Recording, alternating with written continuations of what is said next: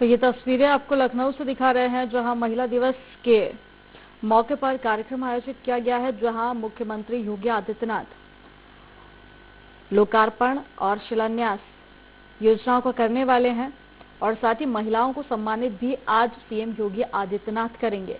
तो सीधी तस्वीरें आपको लखनऊ से दिखा रहे हैं, जहां अंतर्राष्ट्रीय महिला दिवस के अवसर पर कई सारे कार्यक्रम देश भर में किए जा रहे हैं। चाहे फिर बात कर ले हम मध्य प्रदेश की, उत्तर प्रदेश की, उत्तराखंड की या फिर छत्तीसगढ़ के, वे सब कर सकती है। अनंत शक्तियों का भंडार है वे, लेकिन जरूरत है उस शक्ति को पहचान कर उसका उपयोग करने की।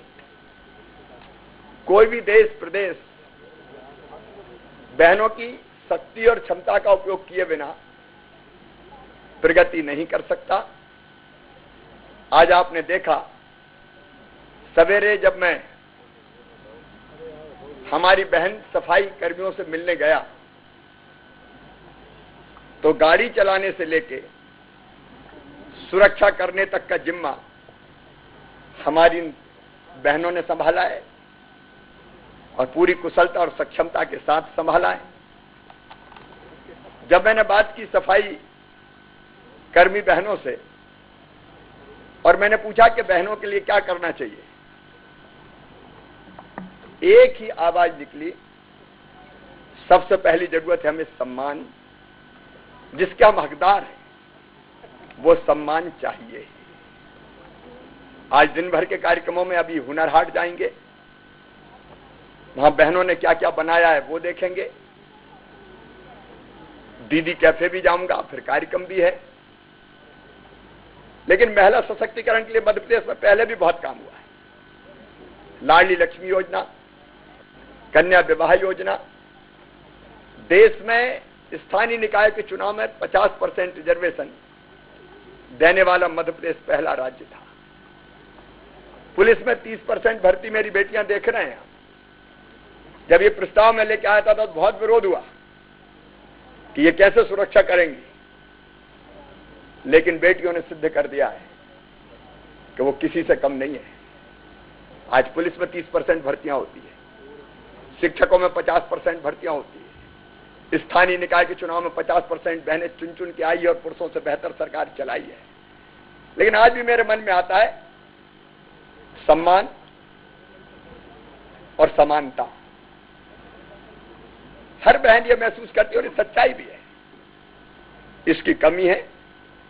आज अंतर्राष्ट्रीय महिला दिवस के अवसर पर हमारा संकल्प है, क्योंकि महिला सशक्तिकरण मेरे लिए नारा नहीं है, हमारे जीवन का मिशन है।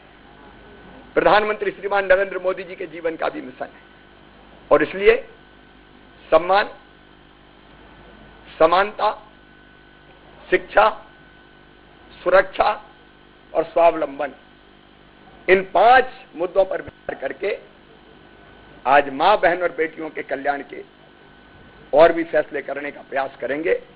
आज मेरी पत्रकार बहनें यहां पे है और उनके साथ हमने वृक्षारोपण का कार्यक्रम संपन्न किया है और मुझे प्रसन्नता है कि बहनों का आशीर्वाद इस पवित्र काम में मिला है।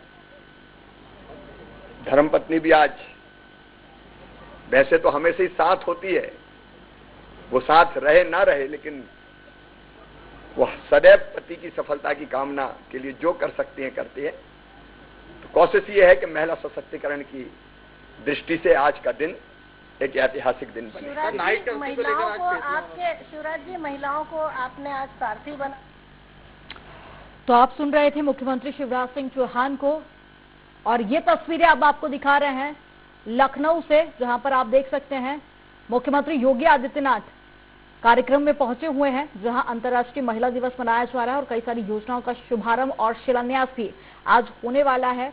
और साथ ही महिलाओं से संवाद भी होगा और साथ ही उन्हें सम्मानित भी किया जाएगा।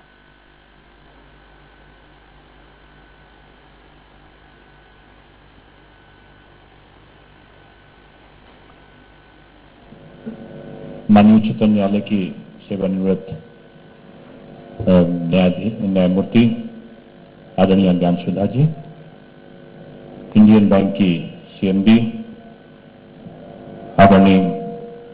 पद्मजा जी, महिला आयोग की सम्मानित अध्यक्ष विमला वाथन जी, उत्तर प्रदेश के मुख्य सचिव आदरणीय श्री राजेंद्र तिवारी जी, हमारी माध्यमिक शिक्षा की सम्मानित कर्मठ मंत्री आदरणीय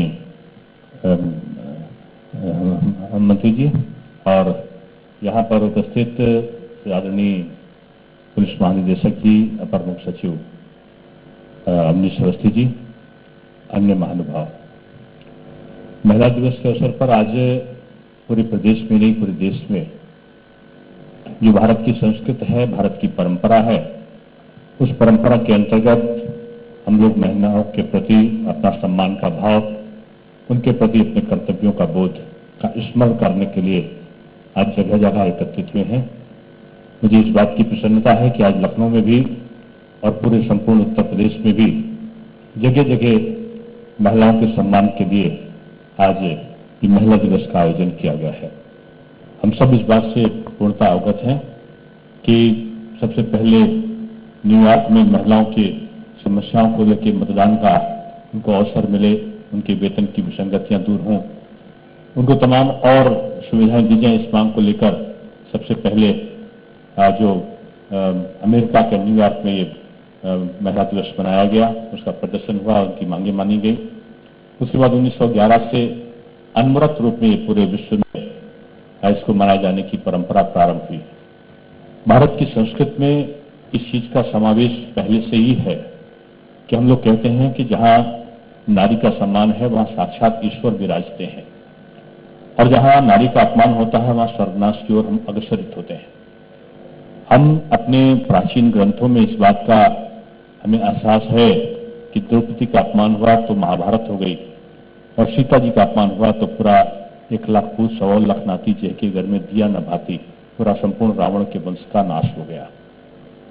भारतवर्ष में इस परंपरा को अनवरत निर्वहन करने के लिए आज मुझे इस बात का गर्व भी है, एहसास भी है कि माननीय योगी आदित्यनाथ जी के नेतृत्व में जब से उत्तर प्रदेश की सरकार बनी है, उत्तर प्रदेश में सबसे पहले एंटी रोमियो स्क्वाड का गठन करके महिलाओं के सम्मान की सुरक्षा शासकीय स्तर पर हो, और ऐसे असामाजिक तत्वों के खिलाफ एक बृहद अभियान पूरे प्रदेश में चल सके, जिन्होंने महिलाओं के सम्मान के प्रति अनैतिक कार्यों को करने का जो प्रयत्न कर रहे हैं उनके खिलाफ इस प्रकार की कार्रवाई हो सके, उसका प्रारंभ किया।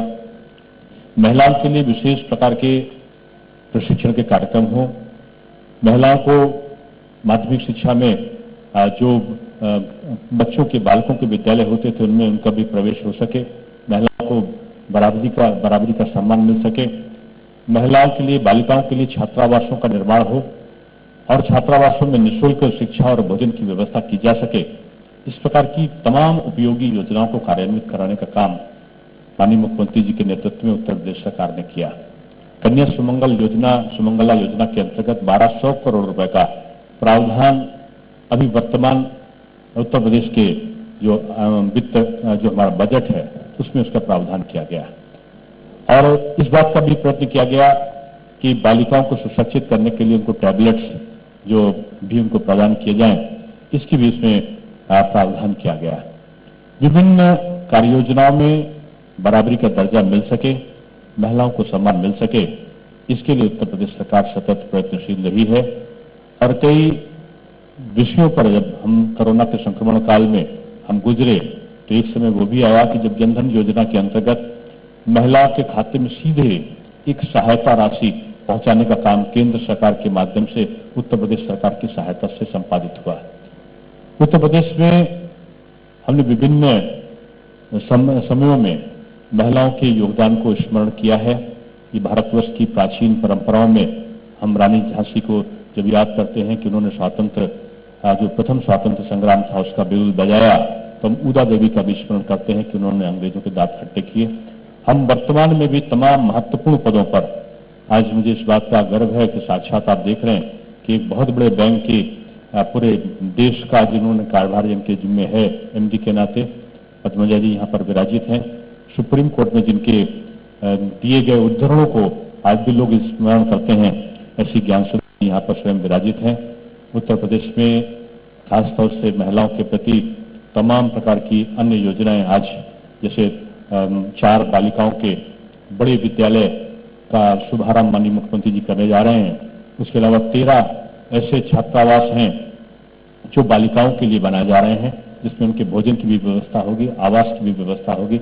इस प्रकार की कार्य योजनाओं को भी शुरू करने का श्रेय उत्तर प्रदेश सरकार ले रही है।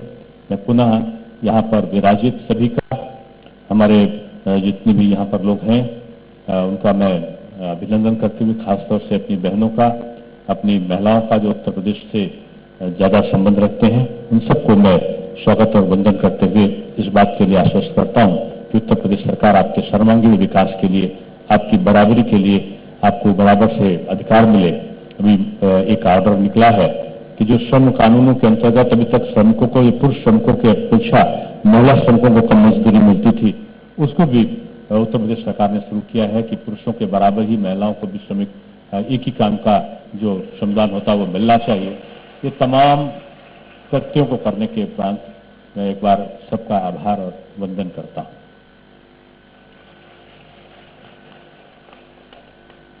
धन्यवाद सर।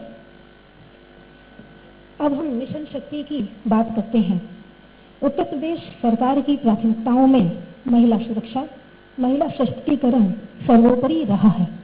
28 विभागों के समन्वित प्रयासों से नारी सुरक्षा, नारी सम्मान, नारी स्वावलंबन की ये ज्योत और मजबूत होकर उभरी है।